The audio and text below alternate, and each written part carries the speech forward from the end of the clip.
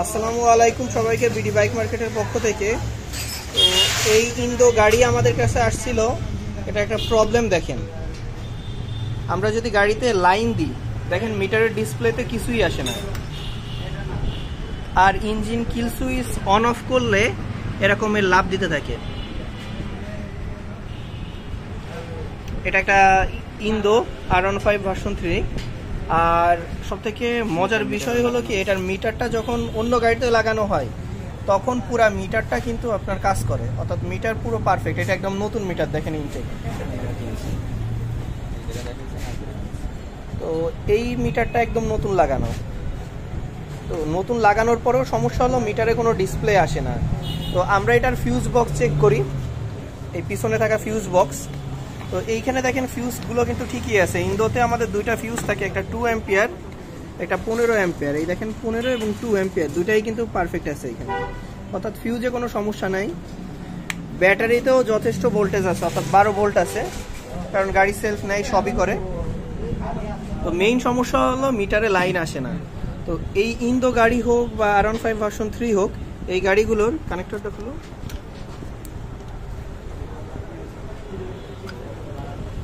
এই যে কানেক্টর, এই কানেক্টরের মধ্যে আপনার 3টা লাইন থাকবে পজিটিভের, অর্থাৎ 3টা 12 ভোল্টেজ ক্যারি করবে, যেটা আপনার এই মাল্টিমিটারের সাহায্যে রিডিং নিতে হবে। দেন হলো আপনার একটা লাইন, 2টা লাইন থাকবে এখানে আর্থিং, গ্রাউন্ডিং করবে 2টা লাইনে। 3টা লাইন গ্রাউন্ডিং, 3টা লাইন হলো আপনার পজিটিভ লাইন থাকবে। তো এইখানে মেইন গ্রাউন্ডিং লাইন হলো এই ব্ল্যাক লাইনটা। এই লাইনটা যদি কোনো কারণে মিস হয় তখন গাড়িতে আর মিটারে কোনো কিছু শো করবে না, নতুন মিটার লাগাবার পরেও। সো আমরা এইটাকে বাইরে আর একটা আমাদের R15 ভার্সন 3 ওইখানে আছে খোলা।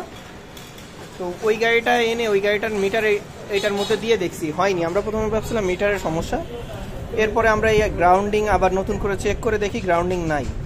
আমরা নতুন করে এখানে আর্থিং করছি এইটার সাথে, এই যে তার দিয়ে, অর্থাৎ গাড়ির ভিতরে কোনো জায়গা থেকে তারের প্রবলেম হয়েছিল, যার কারণে আমরা এইখানে নতুন করে এই যে গ্রাউন্ডিং করা তৈরি করছি তার কেটে। এখন যখন আমরা গ্রাউন্ডিং করব তখন দেখেন মিটারটা কেমন হয়।